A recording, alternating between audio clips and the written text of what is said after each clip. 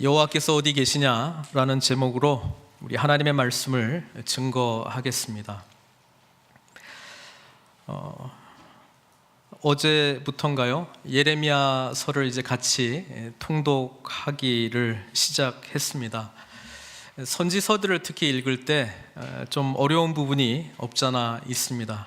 그럼에도 불구하고 그 선지자들을 하나님께서 일으키실 때는 그 시대 사람들이 하나님과의 관계 부분에서 특별히 깨졌다라고 하는 것과 그 깨진 것 자체가 이제 죄의 부분을 이제 지적한다라고 하는 사실입니다. 그래서 선지자들이 일어날 때는 반드시 그 죄에 대한 죄목들을 조목조목 지적을 하고 그 죄에 대한 하나님의 심판이 임할 것이다, 그렇게 선포하는 것입니다. 그 심판에 대한 선포와 함께 하나님께서는 긍휼을 베푸시고 인애를 베푸셔서 또 회복, 또 소망에 대한 메시지를 전하는 것이 이 모든 선지자들이 전하는 일관된 내용이다, 이렇게 보시면 되겠습니다. 예레미야도 예외는 아닙니다.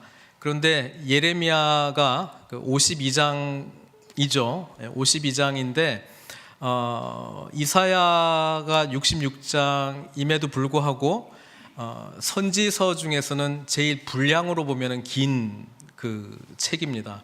그래서 예레미야가 길기도 하고 이렇게 좀 처음부터 1장부터 52장까지 쭉 읽으면 뭔가 이해가 팍팍 되면 좋겠는데 그렇지 못하다는 사실에 좀 우리가 어려움이 있습니다. 게다가 시대 순으로 1장부터 52장까지도 기록이 되어 있지 않습니다. 시대가 바뀌어 있기도 하고요. 그래서 연대기적으로 예레미야 전체를 읽는 것도 좀 문제가 있습니다. 그래서 예레미야서를 읽을 때는 이 큰 주제를 보면서 읽는 것이 좋고요.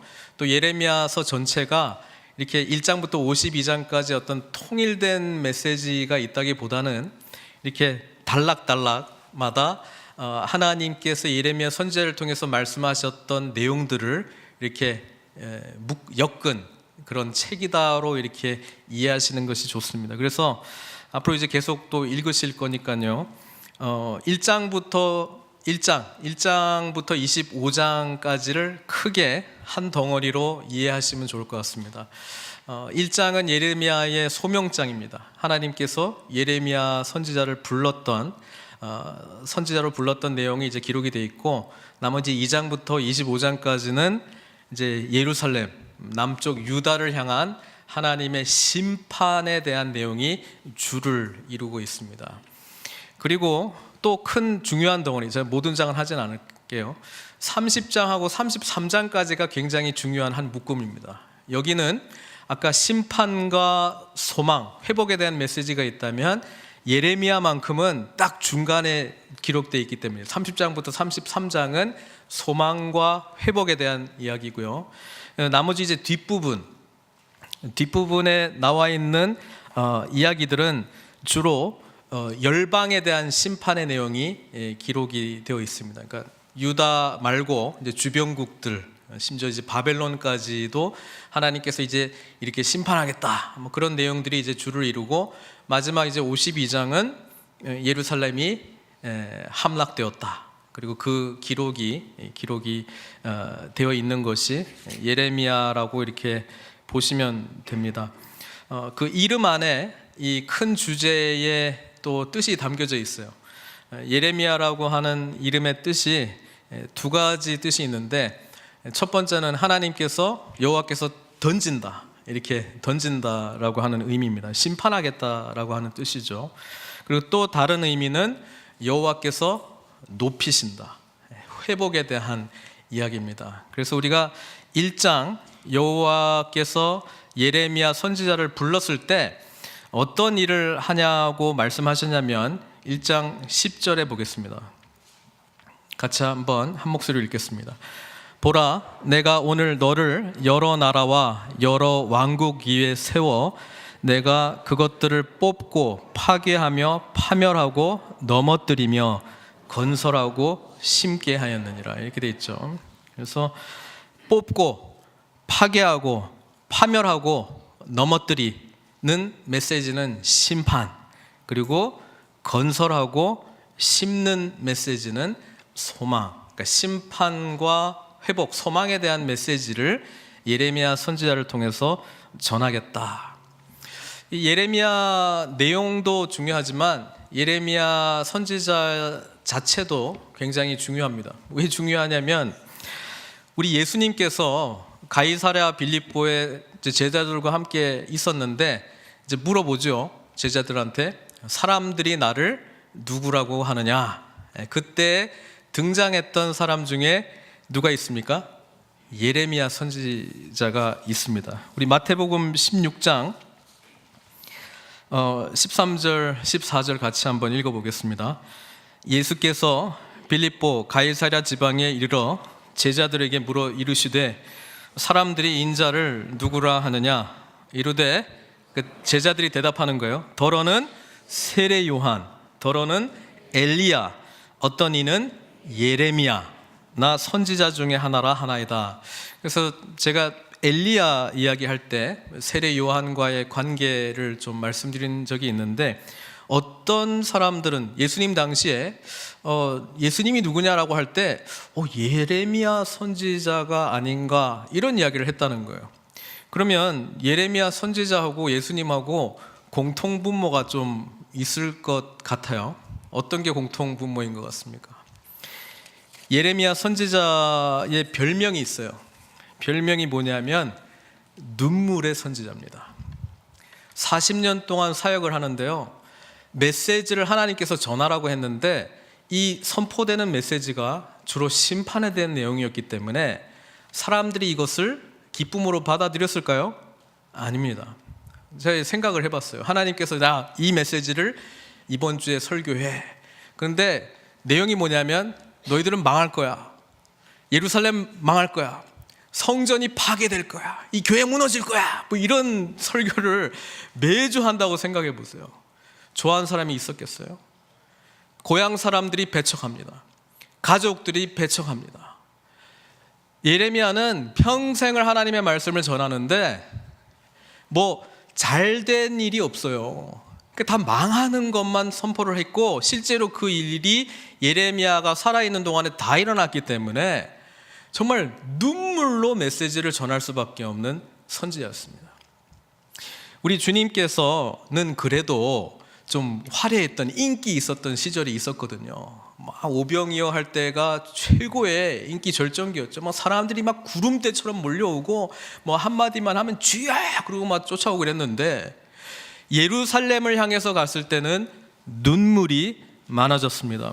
우리 주님께서도 누가복음 기록에 보면은 19장 41절에 이제 십자가를 지러 예수님께서 예루살렘 성을 향해서 가시는데 보시고 우셨다라고 하는 기록이 성경에 있습니다. 예레미야도 멸망당할 예루살렘, 특별히 성전을 향한 그런 간절한 눈물이 있었다라고 하는 점에서 공통점이었습니다. 또 하나의 중요한 공통점은 성전을 향한 애타는 마음이었어요. 성전이 성전 기능을 제대로 하지를 못해요. 성전은 하나님을 만나는 곳인데, 하나님을 만나려면 진정으로 예배드리고 무엇보다도 기도를 열심히 하고 주님과 이렇게 교통하는 역사가 나타나야 되는데, 사람들이 거기 모여가지고 뭐 하는 거예요? 종교 활동만 하고. 예레미야 기록된 거예요. 7장 성전 설교라고 하는 유명한 장인데 제가 다 하지 못하고 이제 9절하고 11절까지만 같이 읽겠습니다. 같이 읽겠습니다. 너희가 도둑질하며 살인하며 간음하며 거짓 맹세하며 바알에게 분향하며 너희가 알지 못하는 다른 신들을 따르면서 내 이름으로 일컬음을 받는 이 집에 들어와서 내 앞에 서서 말하기를 우리가 구원을 얻었나이다 하느냐. 이는 이 모든 가증한 일을 행하려 함이로다. 내 이름으로 일컬음을 받은 이 집이 너희 눈에는 도둑의 소굴로 보이느냐. 보라, 나 곧 내가 그것을 보았노라 여호와의 말씀이니라. 우리 주님께서도 성전을 향해서 안타까운 분노가 있죠. 막 장사하는 사람들 상을 얻고 우리 주님께서 아버지 집은 만민이 기도하는 곳인데 너희가 도둑의 소굴로 만들었다, 그렇게 이야기를 해요. 예레미야가 바라봤던 시대상입니다. 뭐냐 하면 다른 신을 진짜로 섬기면서 성전 안에서 예배드리는 척 했다는 거예요. 종교 활동은 다 하면서 실제로는 바알을 섬기고 있다는 거예요. 그러면서도 뭐라고 이야기하냐면 아까 7장 10절에 우리는 구원받은 사람들이야 이렇게 생각하고 있었다는 거예요. 그 부분에 대해서 예레미야는 분노하며 슬퍼하는 눈물을 흘렸다는 거예요. 우리 주님도 그랬다는 것이죠. 또 하나의 공통점은 둘 다 싱글입니다. 결혼 안 했어요. 예레미야 16장 1절에서 4절 보니까 이렇게 기록되어 있어요. 여호와의 말씀이 또 내게 임하여 이르시되 너는 이 땅에서 아내를 맞이하지 말며 자녀를 두지 말지니라, 이렇게 기록하고 있습니다.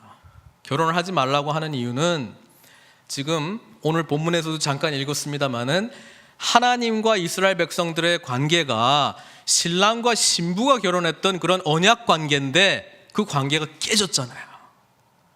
그러니까 그 메시지를 전하는 거예요. 아내도 없고, 그래서 하나님의 자녀가 계속적으로 생산되지 못하는 하나님 나라의 열매가 끊긴 그 모습을 평생 독신으로 살면서 메시지를 삶으로 전한 거예요. 우리 예레미야 선지자의 마음을 좀 엿볼 수 있는 장이 있는데 이런 거죠. 예레미야도 하나님께서 말씀을 주시면 기뻐했을까요? 슬퍼했을까요? 슬퍼했을 것 같아요. 전하라는 메시지는 인기 없는 메시지지, 전하기만 하면 다 나를 핍박하려고 그러지, 굴에 잡아가려고 그러지, 감옥에 넣으려고 그러지, 심지어는 때리려고 하지, 생명의 위협을 받기도 하지, 조롱당하지, 배척당하지. 누가 그런 말씀 전하고 싶습니까?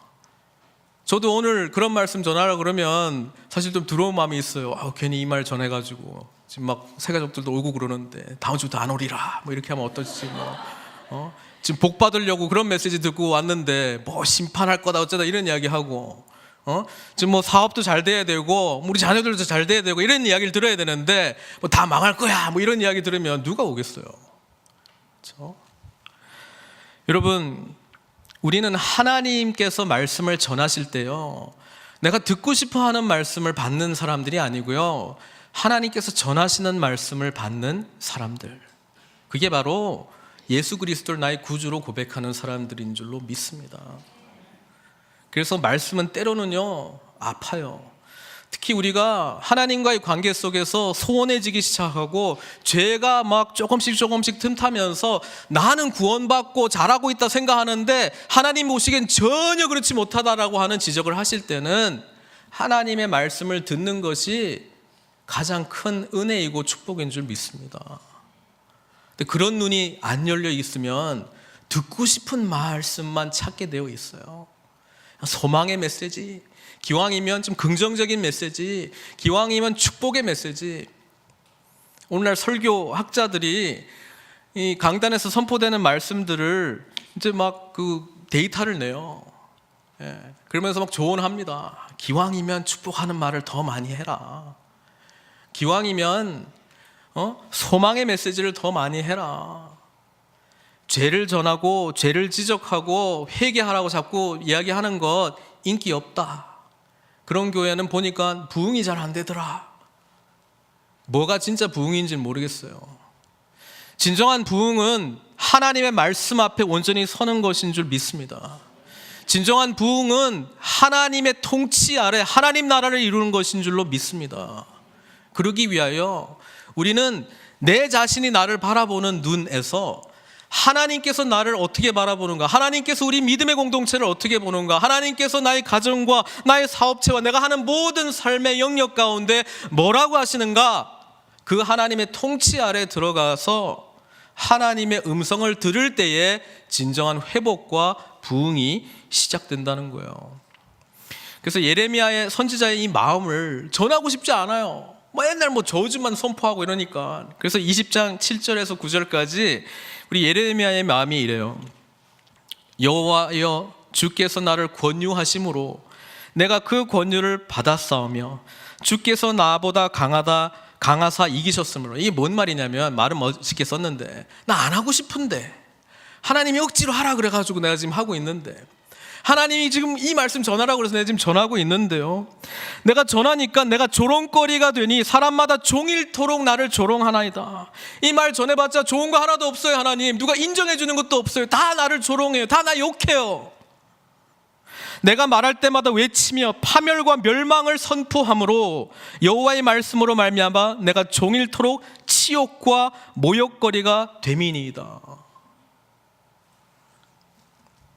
그래가지고 지금 이런 마음이 든 거예요. 내가 다시는 여호와를 선포하지 아니하며, 이 말 든 거예요. 그런데 그의 이름으로 말하지 아니하리라 이렇게 결심을 하면 나의 마음이 불붙는 것 같아서 골수에 사무치니 답답하여 견딜 수 없나이다. 안전하고 싶은데 안전하면 못 베기는 거예요. 마음이 답답해가지고. 이게 예레미야예요. 이 예레미야예요. 여러분, 성령께서는 때로는 우리의 모습을 보면서 답답한 심정으로 하나님의 말씀을 이렇게 전하고 계시는 줄 우리가 늘 귀 기울여야 된다는 거예요. 하나님의 말씀을 받은 사람들은 전할 말씀이 항상 있어야 되는 거예요. 예레미야는 답답해서 견딜 수 없어서 어쩔 수 없이 선포했던 눈물의 선지자였다라고 하는 거예요. 우리가 예레미야를 좀 제대로 이해하려면 역사적인 내용을 좀 해야 돼요. 그래서 지금부터는 좀 졸릴 수도 있어요. 그러나 귀 기울이고 계속 반복해서 듣는 자는 모든 선지서들이 편할지어다. 왜냐하면 요거를 잘 알면 모든 선지서가 편해요. 근데 요거를 잘 모르면 이제 뭔 말인지 계속 이해를 못해요. 이러면 좀 듣고 싶죠. 1장 한번 보세요. 1장. 고민을 많이 했어요. 이거 할까 말까 했는데 하려고 합니다. 베냐민 땅 아나돗의 제사장들 중 힐기야의 아들 예레미야. 여러분, 예레미야는요 선지자로 태어난 게 아니고 제사장 가문에서 태어났어요. 생각해보면 제사장하고 선지자가 있는데 두 개 직업으로 택하라 그러면 어느 게 좀 나아요? 제사장이 좀 나아요. 왜냐하면 하는 일이 계속 반복적인 거예요. 그리고 예배 활동이 많이 진행되면 진행될수록 들어오는 것도 많아. 그러니까 이렇게 걱정거리가, 예배 활동만 잘 되면 하여튼 먹고 살 일이 있어요. 선지자는요 언제 하나님의 말씀이 내려온지 몰라요. 그리고 그냥 전하긴 하는데 그렇다고 사람들이 반겨주고 인정해주고 챙겨주고 이런 거 없어요. 그러니까 아마 예레미야가 난 제사장 가문에서 태어났는데 하나님 왜 나를 선지자로 불러주시나, 그런 마음을 가졌는지도 몰라요. 어쨌든 제사장 가문의 예레미야를 하나님께서 선택했는데 이제 2절 3절만 잘 이해를 하시면 되는 거예요. 근데 이게 좀 복잡합니다. 예레미야가 아주 격동기에 선지자로 부름을 받았습니다. 그래서 이 유다의 마지막 왕들을 좀 잘 이해를 하면 이 좀 도움이 되는데, 여기에 지금 어떤 왕이 나오냐면 2절에 아몬의 아들, 아몬이 누구냐면 아버지가 므낫세예요. 므낫세의 아빠는 히스기야. 그 왕들 누군지 잘 모르겠으면 그냥 잊어버리세요. 히스기야 시대에 북쪽 이스라엘이 아수르한테 완전히 다 멸망합니다. 그리고 그때에 우리가 이때까지 했던 아모스, 호세야, 이사야, 미가 8세기 선지자들이 남쪽 유다 니네도 똑바로 해라 이런 메시지를 전했어요. 100년이 지났어요. 그러니까 므낫세가 히스기야를 이어서 왕이 되는데, 므낫세가 굉장히 오랫동안 50년 이상 동안 통치를 했는데 이 사람 때문에 하나님께서 내가 유다를 멸망시키기로 작정할 만큼 굉장히 악한 왕이었어요. 그래서 그 아들 아몬도 아버지 므낫세의 길을 걸어갔던 악한 왕이었는데, 이 아몬의 아들 요시야는 히스기야 증조 할아버지의 길을 걸어갔던 사람이에요. 그래서 요시야는 유다의 개혁을 일으키기 시작했어요. 굉장히 어릴 때 왕이 됐거든요. 8살에 왕이 됐어요. 8살에 뭘 압니까? 근데 하나님의 은혜를 받아가지고 이 나라를 하나님의 나라로 내가 개혁을 해야겠다 해서 막 성전부터 손보기 시작하고 우상들을 다 회파하기 시작하고, 그 다음에 지금 예레미야가 부름받고 한 몇 년 후에 힐기야라고 하는 제사장을 통해서 성전을 리모델링 해라 이렇게 시켰는데, 그 안에서 뭐 정리하다가 율법서를 발견을 한 거예요. 이게 신명기의 말씀이든 모세의 오경인지 모르겠는데 하여튼 율법서를 발견하고 이거를 요시야 왕한테 딱 갖다 주면서 읽으니까 영적인 시각이 생긴 거예요. 우리가 왜 이 모양 이 꼴이 되는지 이제 알았어요. 신명기에 보면 순종하면 복 받고 불순종하면 저주 받는데, 그 저주의 모든 내용들이 그 나라 가운데 다 일어나고 있는 거예요. 요시야가 말씀의 눈이 열린 거예요. 야, 내가 이때까지는 무슨 애굽이랑 친하게 지내야 되나, 아수르랑 친하게 지내야 되나, 지금 신흥 세력 바벨론이랑 친하게 지내야 되나, 어떻게 해야 되나 막 고민하고 있는데, 우리 리더십들을 어떻게 훈련해야 되냐 뭐 이런 거 고민하고 있었는데, 딱 보니까 모든 게 영적인 문제, 죄 때문에 그렇구나, 불순종 때문에 그렇구나, 우리가 하나님께 온전히 예배드리지 못해서 그렇구나, 우리가 말씀 앞에 무릎 꿇지 못해서 그렇구나, 영적인 시각이 딱 생긴 거예요. 그래서 그때부터 대대적인 요시야 왕의 개혁이 일어나는데, 이 요시야가 일찍 죽어버려요. 그게 안타까운 거예요. 남쪽에 애굽이 있죠. 이집트가 있죠. 북쪽에 아수르는 이미 힘이 많이 잃었어요. 바벨론이 막 이제 뜨고 있어요. 그러니까 이 아수르가 애굽한테 야, 우리 손잡고 바벨론 무찌르자라고 계획을 해서 이제 애굽 군대가 막 올라오고 있을 때, 중간에 낀 게 이 요시야 왕이 통치하고 있는 남유다거든요. 그러니까 요시야가 안 돼! 그러면서 애굽이랑 한판 했는데 그 전쟁에서 죽었어요. 무기또에서. 그래서 요시야가 죽어버렸어요. 그래서 그 아들, 여기에는 안 기록이 돼 있어요. 성경에는 없는데 그 아들 여호아하스가 왕이 돼요. 얼마 동안? 한 3개월 동안, 한 100일 동안 왕을 하고 있는데, 이제 애굽 파라오 입장에서 보면은 기분 나쁘잖아요. 예? 이 요시야의 아들은 반애굽 정책을 펼칠 거 아니에요. 그래서 예루살렘으로 쳐들어가서 여호아하스를 폐위시키고 요시야의 다른 아들을 세웠어요. 그게 지금 3절에 나오는 여호야김이에요. 이 정도까지 이해하고 지금 벌써 눈 감으신 분이 있는데, 조금만 참으세요. 여호야김은 애굽 바로가 세운 왕이에요. 그러면 당연히 친애굽 정책을 펼 거 아니에요. 그럼 누가 열받을까요? 하나님도 열받지만 바벨론이 열을 받아. 그래서 바벨론이 쳐들어옵니다. 바벨론이 쳐들어와서 애굽이랑 맞짱 떠요. 그래가지고 애굽이 결국 져버립니다. 그 여세를 몰아가서 예루살렘까지 온 게 바벨론의 예루살렘 1차 침공입니다. 여호야김 때요. 그러니까 이때 첫 번째 포로가 끌려가는데, 그때 대표적인 사람이 누구냐? 다니엘과 세 친구입니다. 다니엘과 세 친구가 여호야김 때 침공했던 느부갓네살 왕이 데려갔어요. 알겠죠? 그러니까 그 시대에 다니엘 이렇게 연결하시면 되고요. 그다음에 여호야김이 이렇게 이제 바벨론한테 속국이 된 거예요. 매번 조공 내고 이래야 돼. 그러다가 막 기분 나쁜데 아들 이름이 비슷해. 여호야김이 아니고 여호야긴. 이름은 긴데 통치는 2년밖에 못해요. 여호야긴이 이제 왕이 됐어요. 그러니까 바벨론이 보니까 쟤네들이 자꾸 다른 짓 하려고 그래. 우리랑 배반할 것 같아. 그래서 한 번 또 여호야긴 왕 때 2년째 통치할 때 쳐들어옵니다. 그리고 성전 막 엉망으로 만들고 이제 끌고 갑니다. 그때 누구를 끌고 갔냐면 여호야긴 왕을 끌고 가요. 그리고 다른 왕을 세우는데 그 왕이 시드기야예요. 아시겠죠? 그러니까 시드기야는 근데 요시야의 아들이에요. 여호야긴 왕의 삼촌이에요. 그래서 시드기야가 마지막 유다 왕인데, 여기까지 이제 조금만 좀 참으세요. 여호야긴 왕을 끌고 갈 때 데려갔던 선지자가 있어요. 그게 누구냐면 에스겔입니다. 그 에스겔은 여호야긴 2차 예루살렘 침공 때 데려갔던 선지자구나, 이렇게 보면 되고요. 근데 끌고 가고 시드기야를 세운 거예요. 그리고 시드기야가 11년 통치하는데, 시드기야가 딱 보니까 야, 우리 다시 애굽이랑 붙어가지고 한판 해? 한판 해? 계속 바벨론이랑 조공바치고 하는 거 이거 정말 마음에 안 드는데 한판 해? 그러다가 애굽이랑 하려고 했는데 느부갓네살 왕이 그거를 알고 쳐들어와서 예루살렘을 싸그리 없앤 겁니다. 그게 남유다의 멸망입니다.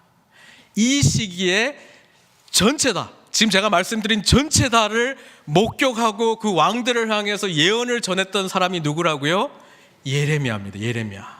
예레미야 참 안 좋은 시기에 태어나가지고 안 좋은 왕들한테 안 좋은 메시지를 전해가지고 늘 눈물로 이 세월을 보냈던 정말 눈물의 선지자입니다. 그러면 하나님의 메시지는 이거예요. 지금 친애굽 하려고 하니까 애굽한테 붙지 마. 나를 의지해. 애굽한테 붙어요. 그래서 바벨론이 열받아서 쳐들어와요. 예레미야는 뭐라 그러냐? 바벨론 오면 항복해. 바벨론한테 항복해. 하나님이 우리한테 약속해서 70년 동안만 끌려가고 다시 회복시켜준대. 이게 예레미야가 예언했던 거거든요. 근데 아니야. 우리는 싸울 거야. 애굽이랑 붙어서 싸울 거야. 계속 예레미야가 선포했던 말 반대로 합니다. 나중에 예레미야는 멸망하는 것까지 다 봤어요. 예루살렘이 완전히 멸망하는 걸 다 보고 그 슬픈 노래를 지은 게 뭐예요? 예레미야 애가. 예레미야 다 읽고 다음. 예루살렘 성전이 또 예루살렘 도시 전체가 무너지는 것을 보면서 이 애가를 지은 거예요.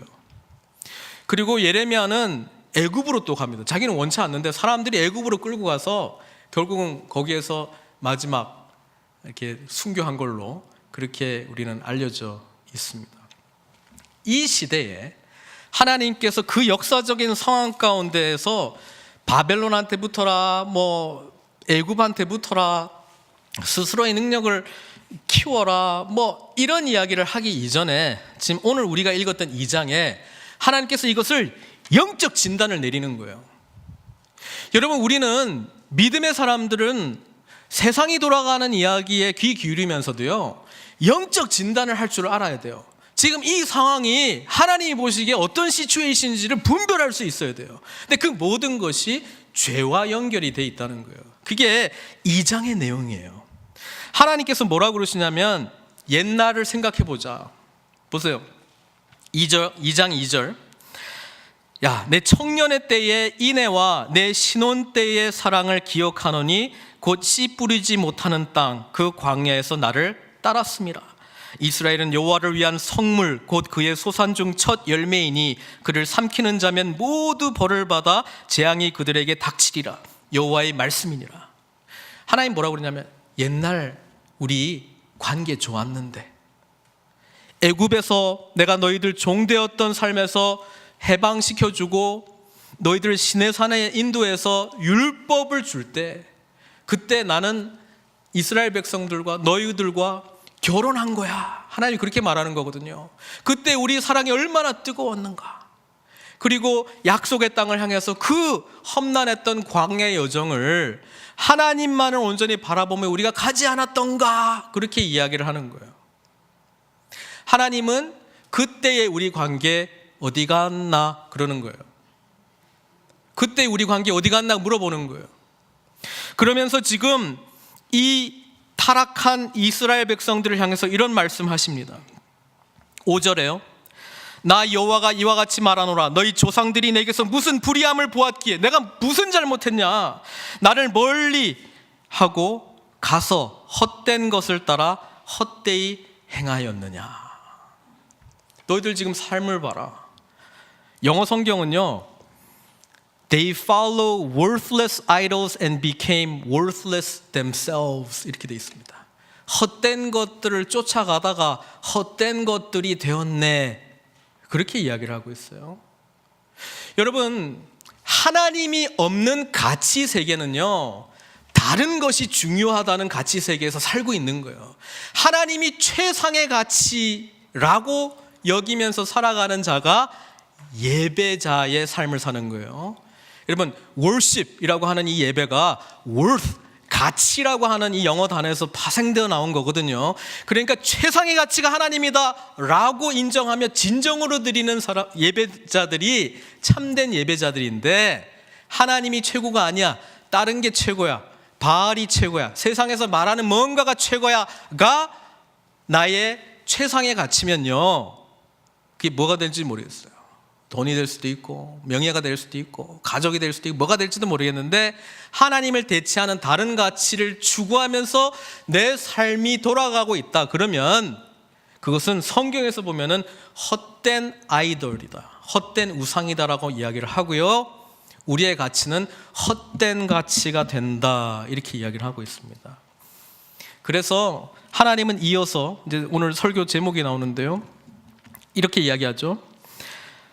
6절에 그들이 우리를 애굽 땅에서 인도하여 내시고 광야 곧 사막과 구덩이 땅, 건조하고 사망의 그늘진 땅, 사람이 그곳으로 다니지 아니하고 그곳에 사람이 거주하지 아니하는 땅을 우리가 통과하게 하시던 여호와께서 어디 계시냐 하고 말하지 아니하였도다. 광야의 생활과 질문 하나를 연결시키고 있는데요, 광야 생활을 할 때 하나님이 어디 계시냐 이 질문에 대해서 답이 분명했어요. 하나님이 어디 계시죠? 구름 기둥과 불 기둥으로 그들과 늘 함께 했어요. 광야 여정의 교육 넘버원은 하나님이 그들 가운데 함께 하신다, 앞서 행하시며 그들을 인도하신다, 보호하신다, 그거거든요. 하나님이 계신 곳에는 아무리 메마른 광야에서도 하늘에서 만나가 내리고, 아무리 물이 없는 광야에서도 반석에서 물이 나온다는 이야기예요. 하나님만 계시면 우리가 먹고 살 수 있다는 거예요. 그게 광야 교육이거든요. 근데 너희들은 하나님이 어디 계시지 질문하지도 않고 살아간다는 거예요. 왜? 우리의 최상의 가치가 하나님이 아니면요, 하나님이 어디 계신지 관심도 없어요. 제가 집에 가면 우리 아내가 있으면 제가 묻는 게, 애들은 그렇죠? 우리 딸이 있으면 네 동생은 그렇죠? 뭐 누나는, 엄마는, 뭐 이렇게 물어보는 거예요. 때로 우리 아들이 물어볼 때 좀 피하기도 하지만은 하여튼 뭐 그 질문하는 거예요. 사랑하는 사람은요, 그 사람이 어디 있는가 알고 싶어요. 우리가 진정한 교제 가운데 있으면 뭘 하고 있는지, 어디 있는지 알고 싶어요. 하나님과 우리와 교제 가운데 있으면요, 하나님이 우리 중에 계신가 아닌 계신가, 하나님의 존전 앞에 있는가 없는가, 그거가 우리의 최상의 가치이고 그 질문을 한다는 거예요. 여호와께서 어디 계시냐 그 질문을 하는데 안 한다는 거예요. 이제 8절에 좀 더 구체적으로 설명하고 있죠.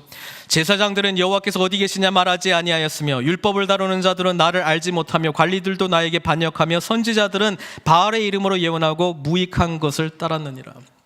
심지어 제사장이 누구예요? 하나님하고 제일 가까이 있는 사람들 아니에요? 성전 안에 있는 사람들 아니에요? 이 사람들도 하나님 어디 계시지 안 물어본다는 거예요. 아무런 인격적인 만남 없이 그냥 하는 거예요. 그냥 예배당에 그냥 들락날락한다 이 말이에요. 여러분, 하나님께서 우리 인간을 창조하셨을 때 아담과 하와를 창조하시고 아담 하와가 범죄를 했습니다. 그때 하나님께서 제일 먼저 입을 열면서 했던 말씀이 뭔지 아세요? 아담아, 내가 어디 있느냐. 우리 하나님은요, 우리가 범죄해도 사랑하셔요. 우리를 찾으신다고요. 우리 하나님은 우리를 찾아요. 범죄한 인간은요, 하나님을 안 찾아요. 피하고 싶어요. 도망가고 싶어요. 안 보이고 싶어요. 하나님하고 가능한 멀어지고 싶어요. 근데 놀라운 것은 하나님은 그 사랑을 포기하지 않으세요. 그래서 로마서 5장 8절은 이렇게 말하지 않습니까? 우리가 아직 죄인 되었을 때에 그리스도께서 우리를 위하여 죽으심으로 하나님께서 우리에게 대한 자기의 사랑을 확증하셨느니라. 하나님은 우리가 어디 계신지를 보시고 죄의 한복판 가운데 친히 하늘 영광 버리시고 인간의 몸을 입고 내려오셔서 그 죄에 대한 값을 지불하셨다는 거예요. 십자가의 죽으심으로 지불하신 게 우리 하나님의 마음이에요. 그래서 마지막 부분 13절, 내 백성이 두 가지 악을 행했다. 곧 그들이 생수의 근원되는 나를 버린 것과, 그 다음 뭐예요? 스스로 웅덩이를 판 것인데 그것은 그 물을 가두지 못할 터진 웅덩이들이니라. 첫 번째 죄는 생수의 근원이 되는 하나님을 버렸다라는 거예요. 두 번째는 하나님의 가치가 나의 삶을 주관하지 않으면 다른 가치가 대치하게 돼 있거든요. 그 다른 가치로 뭘 하기 시작했어요? 스스로 뭐 하기 시작했다고요? 웅덩이를 파기 시작합니다. 이 웅덩이를 판다는 건 뭐예요? 물을 저장할 저장소를 만든다는 거거든요. 잘 생각해 보세요. 생수의 근원이 있어요.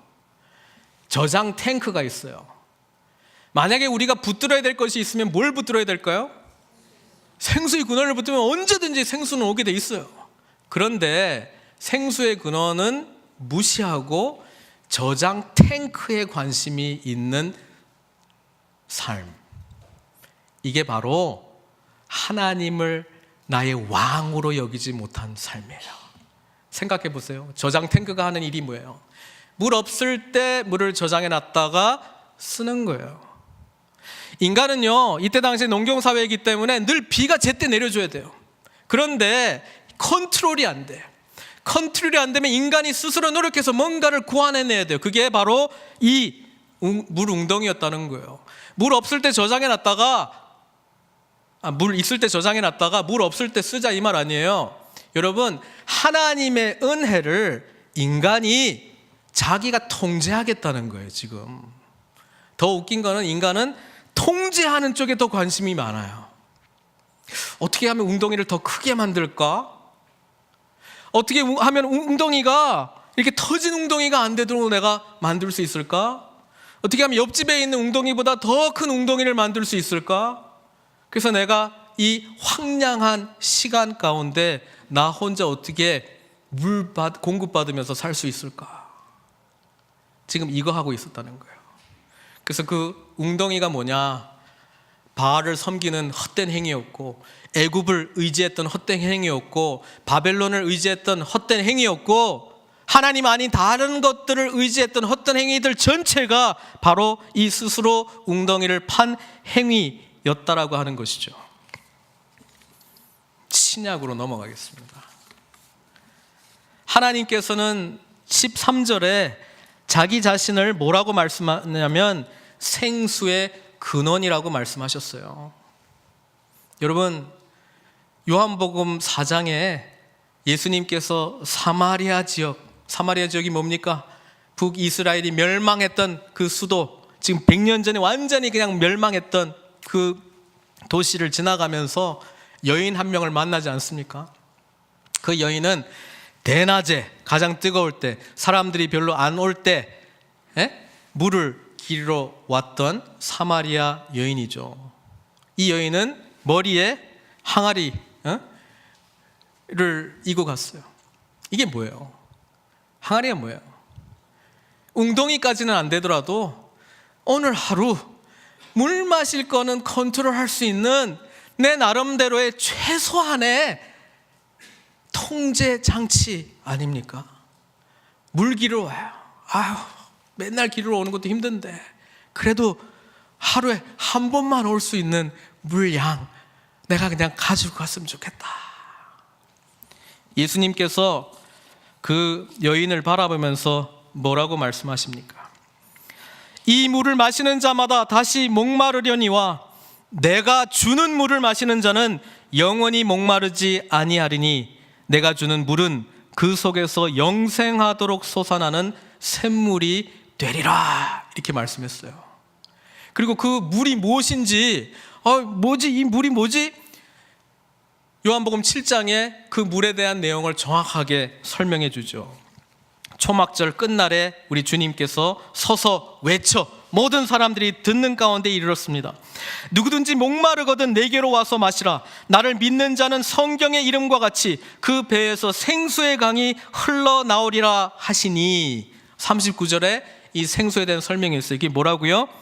성령을 가리켜 말씀하십니다.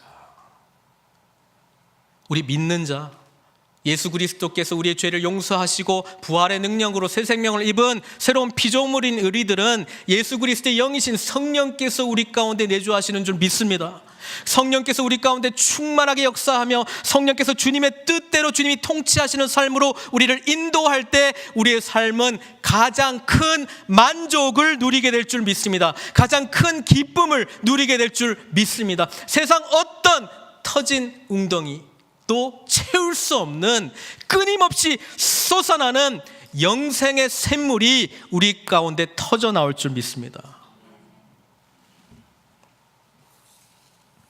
예수 그리스도의 영이신 성령님의 온전한 통치, 그게 바로 생명의 근원 되시는 하나님을 찾은 자의 복이라는 사실이에요. 여러분, 이게 창세기와 계시록을 연결하고 있는 거 알고 계세요?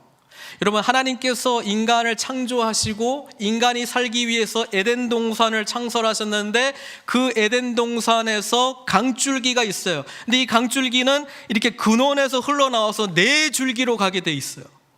생명, 에덴 동산을 유지하게 하는 이 생수의 근원이 중앙에서부터 발원, 네 개 방향으로 발원이 되어서 흘러갔다고 성경은 기록하고 있는데, 나중에 우리 주님께서 오셔서 새 하늘과 새 땅, 새 예루살렘을 우리에게 허락하시고 그 그림에 대한 설명이 계시록 마지막 장에도 있는데요, 여러분, 이 생수의 강에 대한 설명이 이렇게 되어 있어요.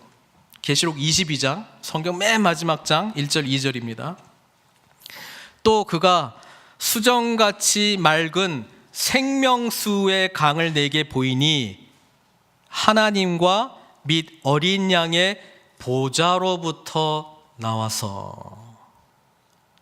여러분, 이 생수의 근원이 되신 하나님의 이 생수가 우리 가운데 언제 철철 흘러 넘치는 줄 압니까?